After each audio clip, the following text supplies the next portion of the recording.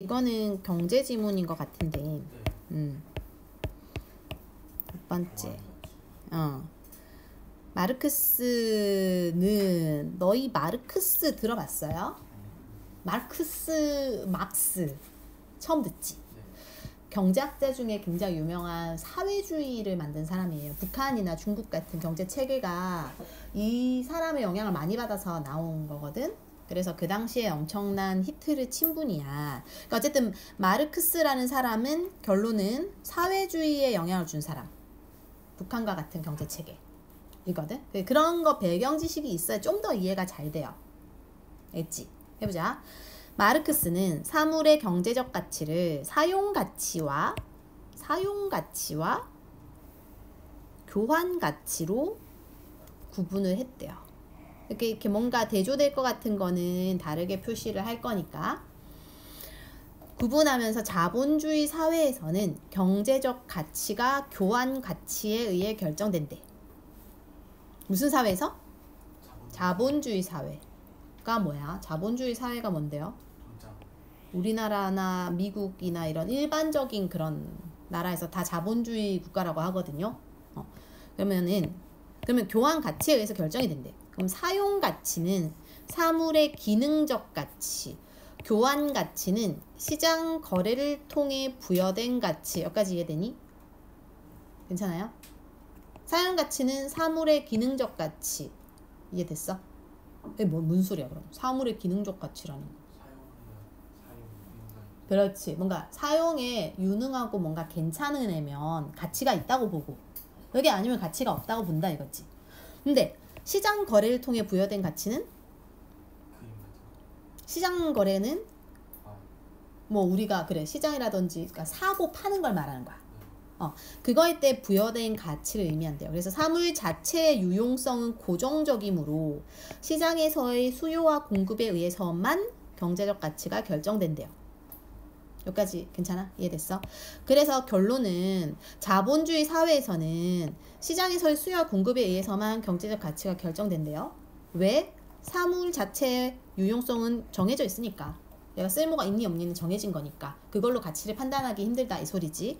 또한 그는 사물의 거래 가격은 결국 사물의 생산 비용에 의해 결정된다는 점에서 뭐라고?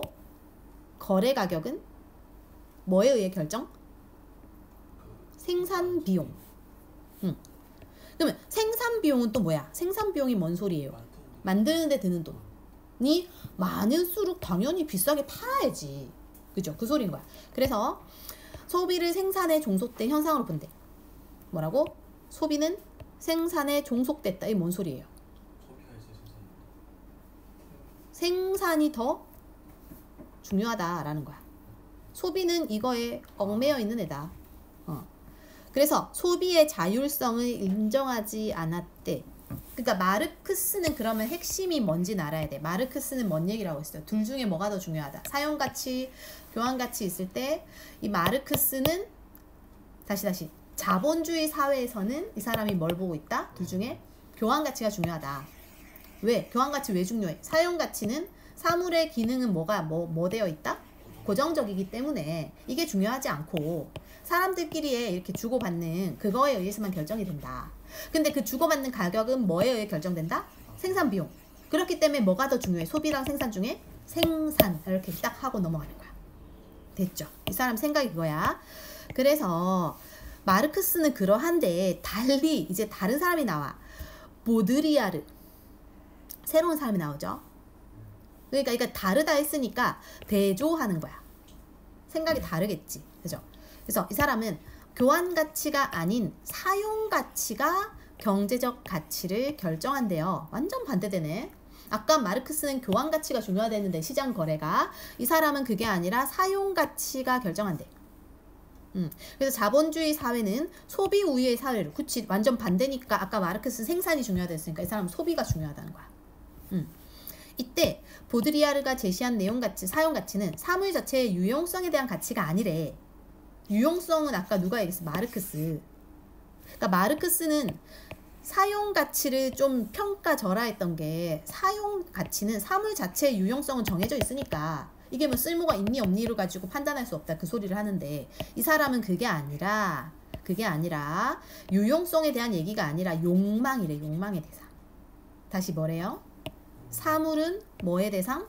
욕망의 대상으로서의 사인은 뭐냐면 이제 사람들이 어떤 걸 막 갖고 싶으면 그거에 대한 욕망이 생기니까 그거에 대한 사인이 시장에 나오겠지. 막 갖고 싶다 이러면은 그거에 대한 이제 막 수요가 막 생기는 그런 거에 대한 기능적 가치를 뭐라 하냐면 기호 가치라고 하겠대요. 다시 보드리아르는 뭐가 결정해? 사용 가치가 결정이 돼서 그래서 생산보단 소비가 중요하대요.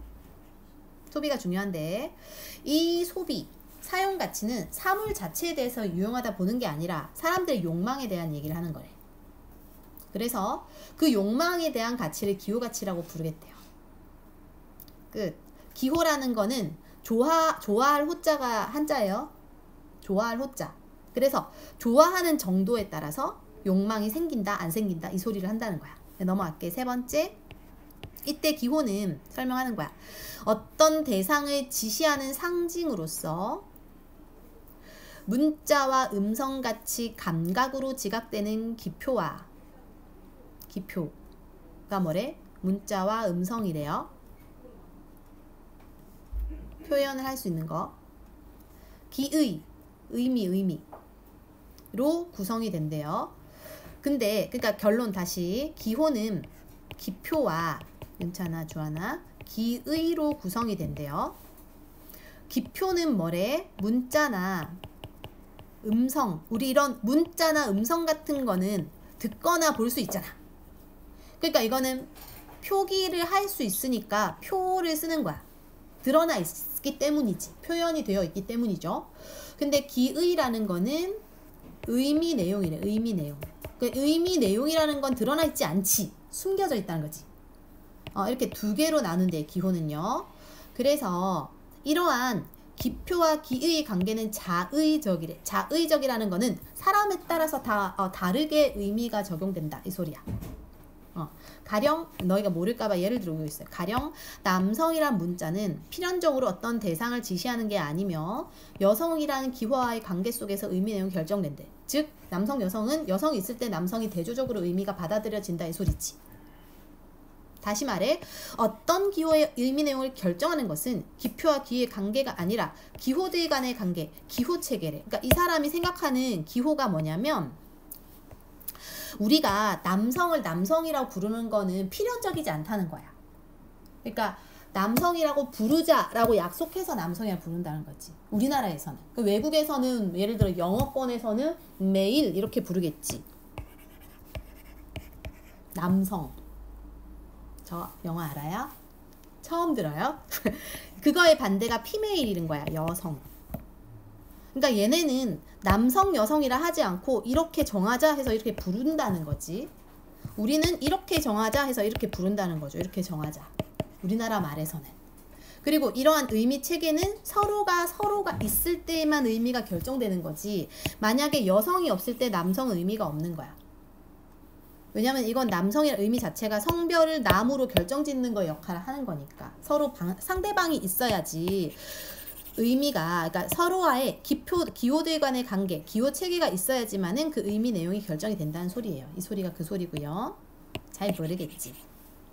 아무튼 그렇고 잠깐만 넘어가자. 그래서 보드리아르는 네 번째 문단.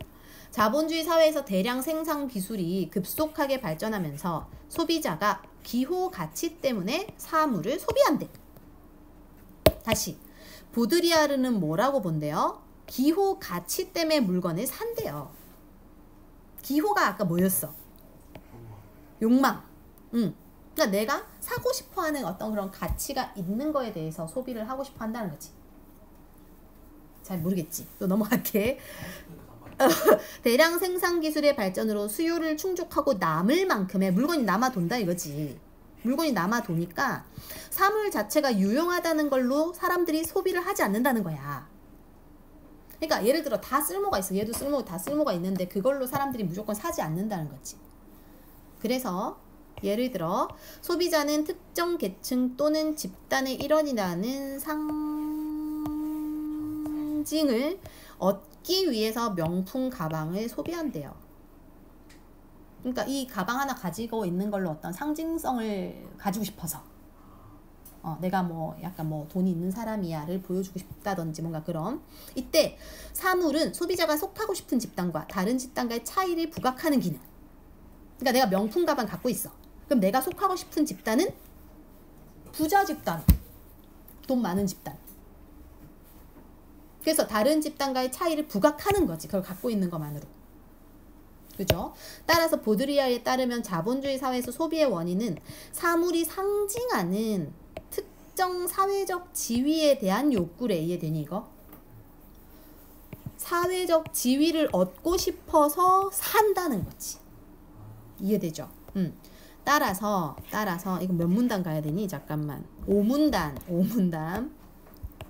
보드리아르는 쌤이 문단 번호 하는 이유는 원래 혼자 공부할 때 우리는 뭐 수능을 볼 건 아니지만 이런 것들이 다 몇 문단에 있는가 체크를 하는 게 되게 중요하단 말이야. 국어에서는.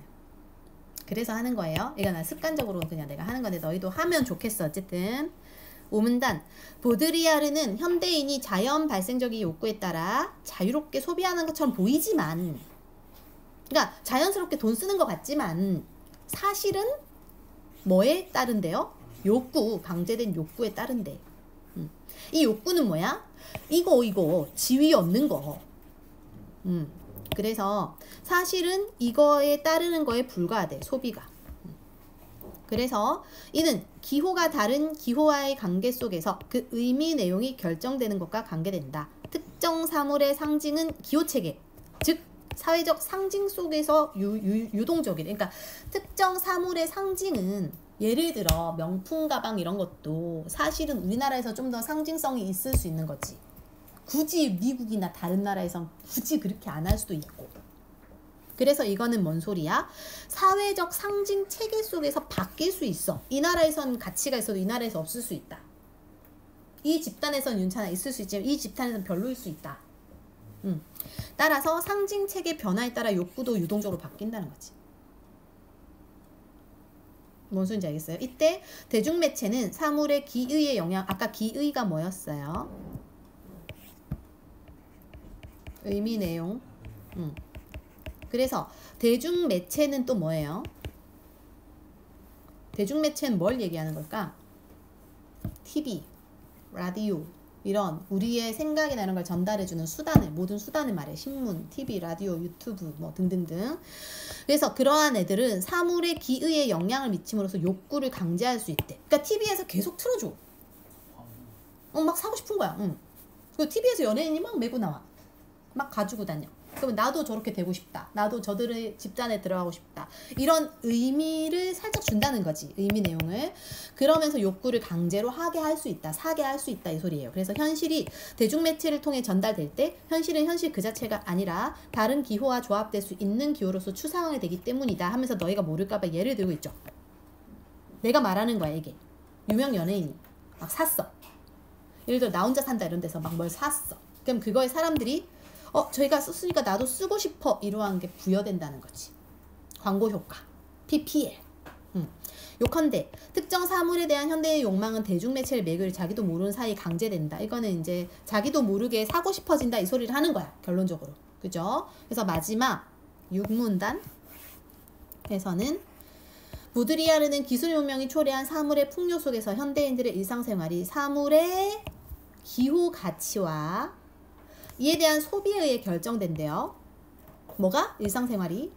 그래서 현대 자본주의 사회를 소비사회로 명명한대요.